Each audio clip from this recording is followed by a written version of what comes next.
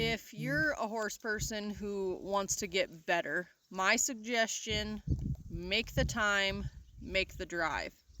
Earlier this week, I made a 2-hour drive to attend the 4th and final ladies' night that was hosted by Trump Performance Horses here in Nebraska.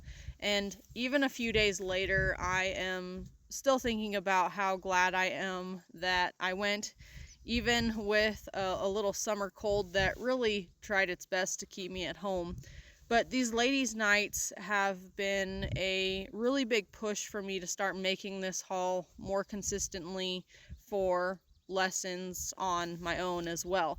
I've really enjoyed working with Jayde, not just because of her teaching style, but because she's doing what I want to be doing, showing CowHorse within the NRCHA. And that's a track that I'm really chasing here in the next few years. So most of the time I'm riding alone. I want real feedback. I have to go find it. A trainer getting a pair of eyes on me while I ride is so valuable. But that usually means that I've got to make a haul, often 2 hours minimum. For shows and clinics, usually a few hours farther. And sure, yeah, I wish that it were easier. I wish I had more access to the people that I want to ride with without having to make those long hauls. But this is really the reality of where I live, and truthfully, I'm not going to trade that for a shorter drive. So every time I go to something like this, I never regret it. Sure, I could stay home, save a little fuel, check a few more things off of my to-do list.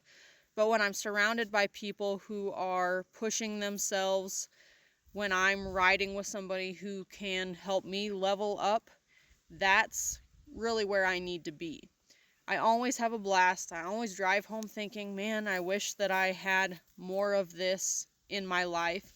But I've kind of had to accept that if I want to grow as a rider, as a trainer, as a competitor, these drives are just going to be part of it. Whether it's an hour lesson or an 8-hour clinic, this is kind of just the path that I've told myself I've got to say yes to.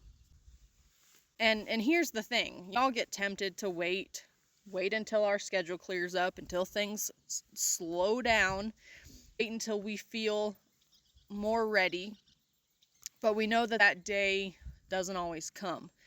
If you want to grow, you've just got to go.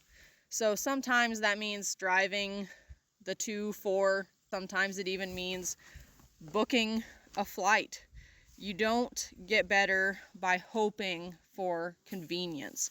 You get better by choosing to show up again and again. So here's the deal, and this is the challenge that I kind of want to leave you with.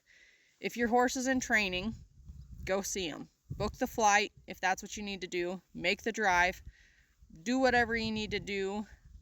Your trainer's going to thank you. Your horse will definitely thank you, and future you is going to thank you. There's somebody you want to learn from. They're probably not just a couple mile drive down the road. That clinic you've had your eye on, it's probably not happening in your backyard.